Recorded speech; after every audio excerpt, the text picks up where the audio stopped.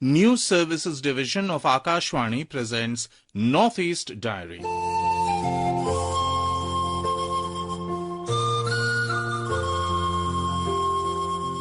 Good evening and a very warm welcome, dear listeners, to this another episode of Northeast Diary, your window into the vibrant cultures, inspiring stories and unfolding events across the 8 jewels of India's Northeast.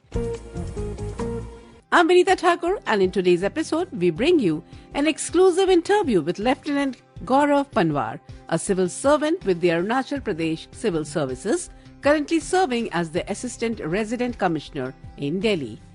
But first, let's head to Shillong, where the 20-year-old Rifines Warjari, an NCC cadet from Meghalaya, has made history by becoming the youngest and only the third woman from the state to summit Mount Everest. Our correspondent Abhishek Mukhopadhyay brings us this inspiring story.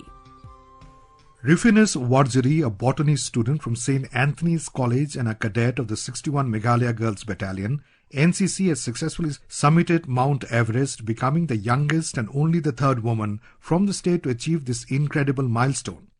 She reached the peak at 4:45 a.m. on May 18th as part of a 38-member expedition.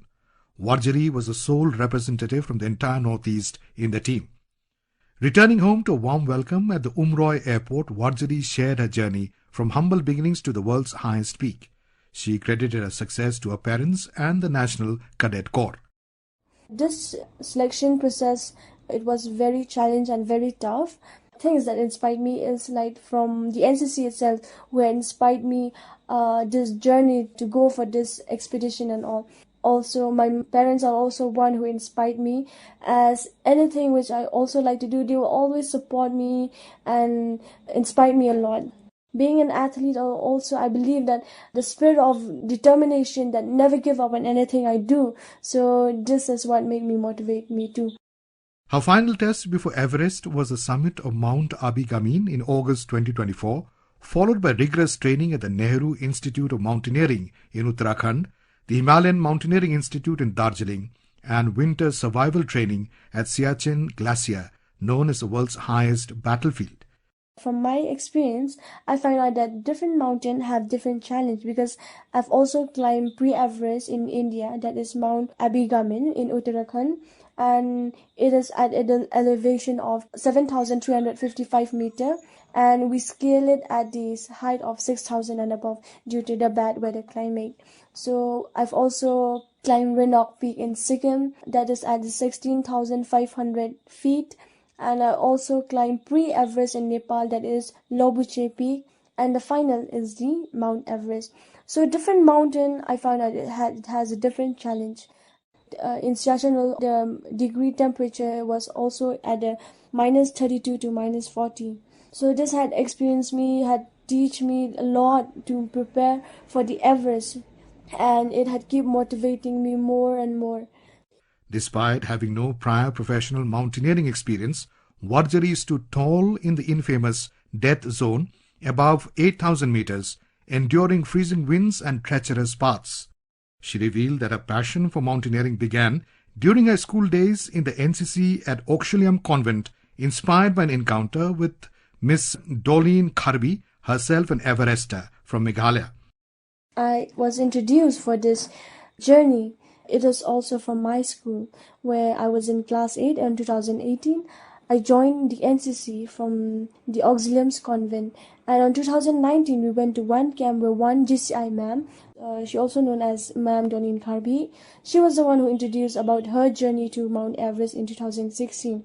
So it was very curious for me to know more about these adventures and all. So then I start liking go for trekking and all here in Meghalaya. So that's made me more motivated and all, like love of nature. Chief Minister Conrad K. Sangma congratulated her for her courage and presented her with a rupees 1 lakh cheque from the sports department, announcing an additional 5 lakh rupees under the Chief Minister's special grant. Glory, as she is fondly called, has displayed immense courage and resilience. We are proud of her achievement, he said in a post on social media. Colonel Deepak Nambiar, commanding officer of 61 Meghalaya Girls Battalion, NCC, hailed Warjari's summit as a beacon of hope and inspiration for youth across the Northeast. Cadet Refnes Wajri is a cadet of 61 Girls Meghalaya Battalion NCC Shillong. She has done us all proud by achieving the stupendous success of scaling Mount Everest, which has been possible by the combined effort of the NCC within Shillong as well as at DGNCC at Army Headquarters, Delhi. Refnes had gone through a tough selection process somewhere in the month of August last year, wherein she was shortlisted along with 10 other cadets from the Shillong group. Subsequently, similar such groups joined up at the NER Directorate, and also further selections were carried out at the DGNCC level.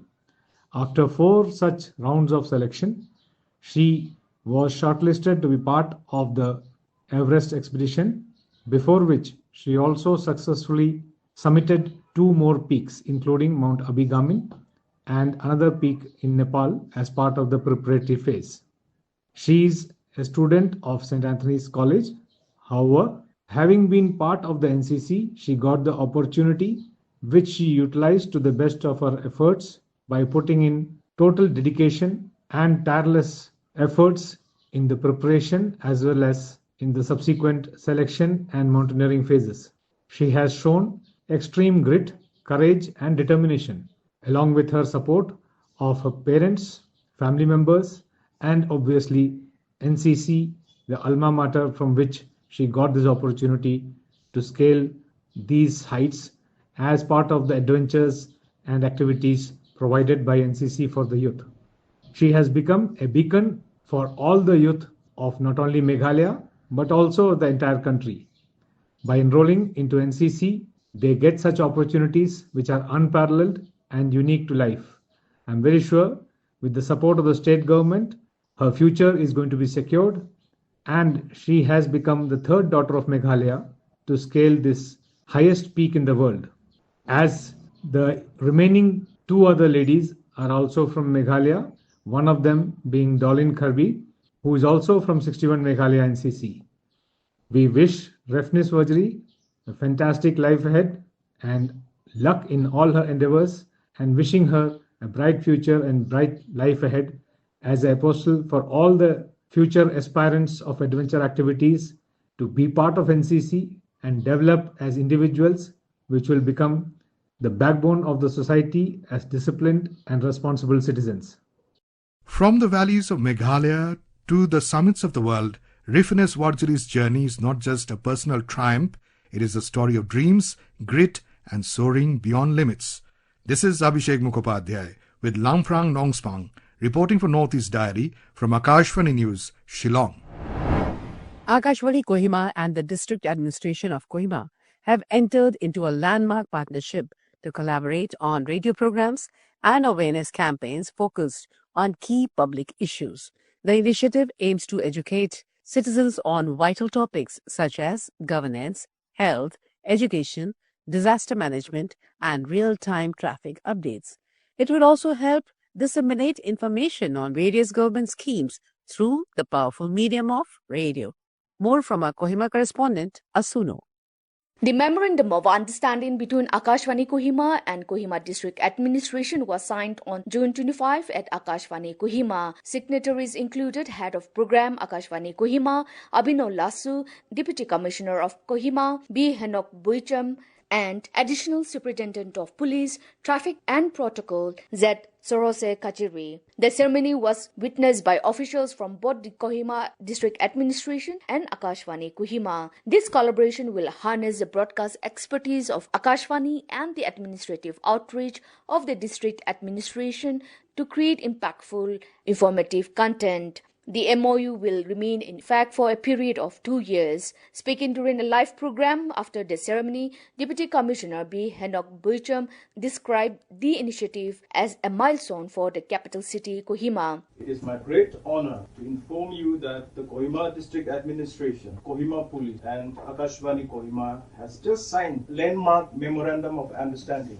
to collaborate in addressing traffic issues in Kohima. Starting today, Akashvani Kohima through FM Dragoban will provide real-time half-hourly update from 10 a.m. to 12 noon and 3 p.m. to 5 p.m. on the traffic situation in Kohima city. This will help commuters avoid congested areas and choose alternative routes to reach their destination on time. Additionally, during natural disasters such as landslide or mudslide, we will inform you which parts of the national highway are affected and suggest available alternative routes. The event also marked the launch of Kohima's first ever live traffic update service on radio by Additional Superintendent of Police, Traffic and Protocol, Z. Sorose Kachiri. It's with great honor and a privilege to give the first ever traffic updates of Kohima town. In case of any traffic congestions, we will be keeping updating and we will be advising to take alternate routes in case of traffic congestions. Head of Program Akashvani Kohima, Abhinav Lasso, expressed gratitude to the district administration for the collaboration, adding that this initiative will expand its public outreach and serve the community with timely, essential information. First of all, I want to express my gratitude to the district administration, the DC of Kohima, for this collaboration. This partnership with the district administration will enable timely traffic updates, enhancing commuter safety, reducing congestion, and facilitating efficient emergency responses during natural calamities and daily traffic flows. This collaboration will also serve as vital channel to broadcast important public information from awareness campaigns to cautionary alerts and emergency updates directly from the district administration through Akashvani Kohima. This unique partnership is expected to greatly enhance public awareness and civic engagement in Kohima through timely, accessible and informative radio programming. For Northeast Diary, this is Asunyo from Akashvani News, Kohima. Up next, we have a special interview with Lieutenant Gaurav Panwar, a dedicated civil servant with the Arunachal Pradesh Civil Services. He currently holds the post of Assistant Resident Commissioner in Delhi.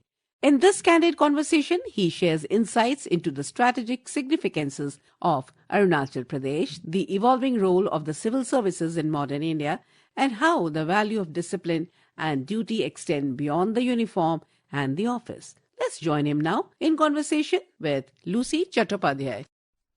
Good evening, listeners. Welcome to Personality of the Week. This segment is of Northeast Diary, where we feature exclusive interviews with remarkable individuals making an impact in their fields. Today's guest is a truly remarkable individual, Lieutenant Gaurav Panwar, a civil servant from the Arunachal Pradesh Civil Services, currently serving as the Assistant Resident Commissioner in New Delhi. But that's not all. He is also a commissioned officer in the Territorial Army from the prestigious Maratha Light Infantry Regiment, with a background that blends discipline, duty and a deep respect for culture.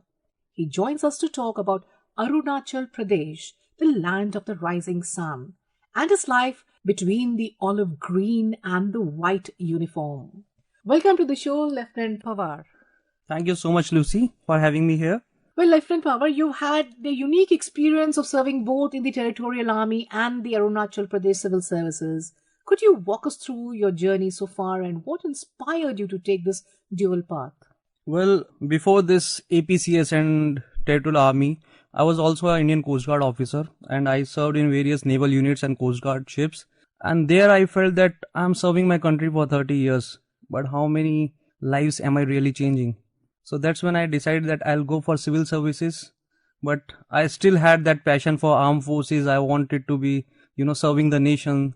And from there, this opportunity of Territorial Army, I got to know about and I tried for both. I joined both. And thanks to my Honorable Chief Minister, he allowed me to be serving in both. That's excellent. Your current post is in Delhi as the Assistant Resident Commissioner for Arunachal Pradesh. What does your role involve in a day-to-day basis? We are basically the chief liaison office for the government of Arunachal Pradesh in Delhi. In layman terms, it is similar to an embassy of a country. Like we have an Indian embassy in some other countries. Same way, all the states have an bhavans in Delhi. So we attend meetings on behalf of the government or we coordinate with the central government. And also we are here for the people of Arunachal Pradesh to cater to their needs such as accommodation, such as if they want help with the medical appointments or for admissions. So we are their go-to place in Delhi. We all know that Arunachal Pradesh shares the borders with Tibet, Bhutan and Myanmar. That is actually unique administrative and there must be many challenges which you must be facing. How does that shape the governance? Well, one factor that has been shaping the governance of Arunachal Pradesh is definitely the presence of South Tibet boundary there and the China factor. But I think that has only been a positive for the people of Arunachal Pradesh, that the level of patriotism that I have seen in Arunachal Pradesh, I'm yet to see in any other state, with no offense to anybody else. But when I went there, I saw everybody saying Jai Hind instead of hello. That is something that I had not seen anywhere else. And 26th January and 15th August are nothing less than a festival that everybody celebrates. And the government has been proactive in, countering the false Chinese claim, I would say. And the people of Arunachal Pradesh are a testimony to that. That doesn't matter what China claims. Till the time the last man on the border proudly says that he is an Indian, till the time Arunachal Pradesh would always be a part of India. Looking at the development challenges and things, how have you seen it grow towards maybe the connectivity, education, healthcare, or the geographical structure and cultural-wise, the diverse landscape? Has there been some changes? Well, in the past few years, there has been tremendous change. We have recently come up with the education policy. We have come up with the tourism policy. The new logo was launched because there is attempt to bring Arunachal Pradesh on the tourism map of India. We have such beautiful landscape. Like suppose you want to see mountains, you go to some state or country. You want to see snow, you go some other place. You want to see rivers, some other place. But Arunachal Pradesh must be the only state where you have all the landscape and the people are so wonderful. And coming to the development aspect, I think Arunachal must be the only state where we have the supercar race that shows about the roads, the fantastic roads. Thanks to the government in center and the government of Arunachal Pradesh, that development is at the forefront. And education also, I can tell about my district. When I joined there, we had a passing percent of around 33%. And last month when the result came, we had a passing percent of around 88%. So you can see that within 3 years, we have had such a huge jump and we are going forward leaps and bounds only. There is no looking back after this.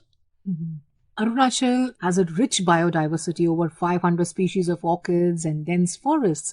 Are there any key initiatives or policies the state is implementing to protect this environment and tribal heritage? Well, environment has been the backbone of Arunachal Pradesh tourism. 82% of the area is forest. And if you go to Tipi, you will find 450 species of orchids there. If you go to Sesa, you will find the natural orchid sanctuary there.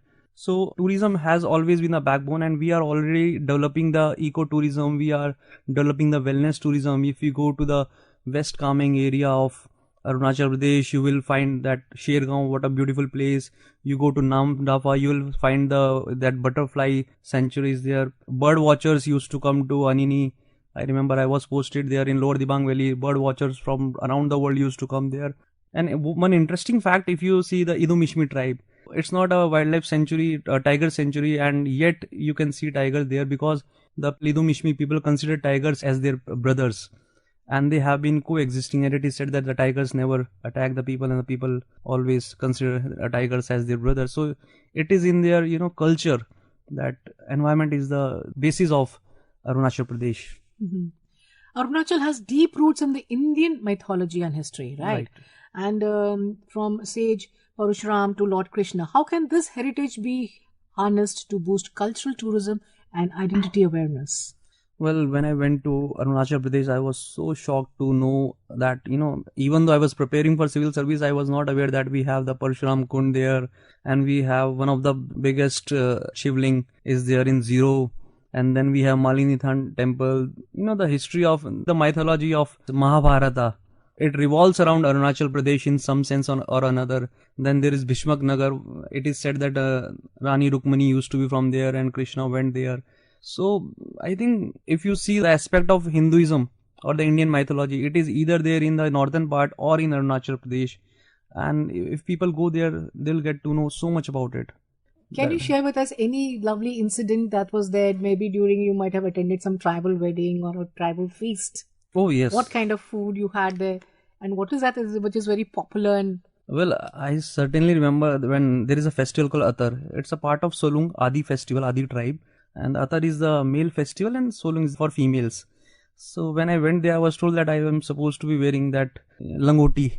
and that was something new for me, but the kind of love that I have received there, I wore that and all night long we danced. So that was one of the unique experiences, and the kind of relation I have with the people even till now, they are my family. So whenever I say in my state, I'm always talking about Arunachal Pradesh and not the state I was born in. Right, yes. What are some challenges and opportunities that represent in the remote frontiers of Arunachal Pradesh? See, definitely there are challenges, and that also always comes with an opportunity. Let me give you an example that when it comes to Anini, we always say that, it is untouched so far. So the challenge was to make it motorable, because I think till 2018 and 19, the roads were not so good. And right now you can reach Anini in 5 hours by road, and the road is so fantastic. It's always a motorcyclist paradise. So the challenge was there. We overcame that challenge, and now the opportunity of tourism is there that Anini got the world's best offbeat destination award. So it's not a small feat, and the kind of tourism that is growing on Anini, we have 7-lake trek. And people don't know about Arunachal, but now we are catering to that, and we are telling people about our state. We are having Zero on Wheels festival because there is a Zero music festival. So the kind of response we got for that, now we have started Zero on Wheels. We are going to different cities, having musical nights, and we are showcasing our culture to the rest of the country.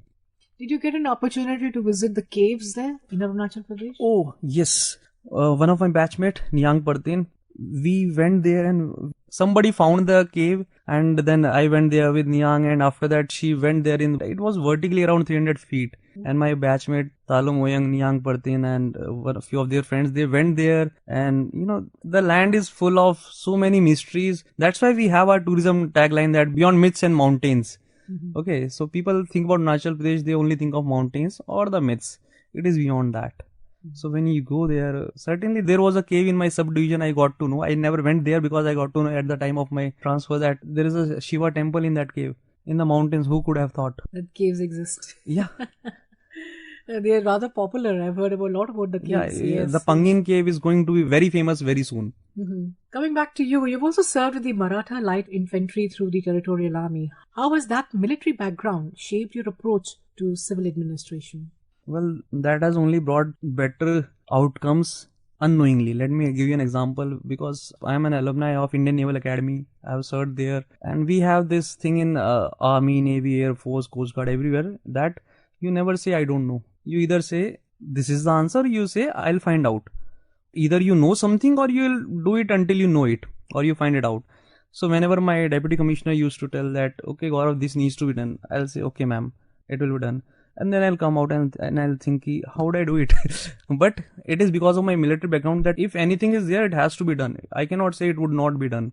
So we came up with so many different things, like we started a project Sprout for Anganwadi kids. We did so many things. We had the biggest education fair in our district, because there was lack of not just opportunity but lack of awareness also among the kids that what they should do after their graduation or after 12th.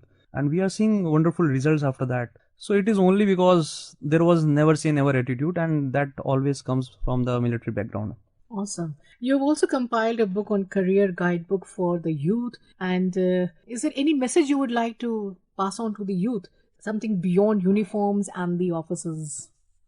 Well, the career guidebook was on the behalf of the district administration. I did the compiling and the research part for that. And all I would like to say is, when you are in school, try different things, try different competition, go to different places and know about the different cultures. Only then you'll get to know that what you want to do. Because if you see, I did my BTech in electrical and electronics, and my master's is in sociology, because I realized my love for sociology quite later on. If I would have known that I am supposed to go in civil services, I would have been preparing at a much younger age for that. So this is just an example. What I want to say is, know your calling and then stick to it. Just stick to it. Excellent. That's a fantastic message for the youth. And we have in our program, we put a segment for music also. So I'm sure Arunachal Pradesh has been producing a lot of catching music, and especially for the youth. Even my ringtone is a Arunachali song. I may not understand it, but we had a GI festival in Delhi, and it is now a yearly festival, state festival. We'll be going to different cities, and there are that Dobam Duji, one of the singer, he had come, and I'll suggest everybody to listen to his songs. Dobam Duji. And produced by Vinita Thakur with assistance from Kumar Gaurav. It was brought to you by the News Services Division of Akashvani.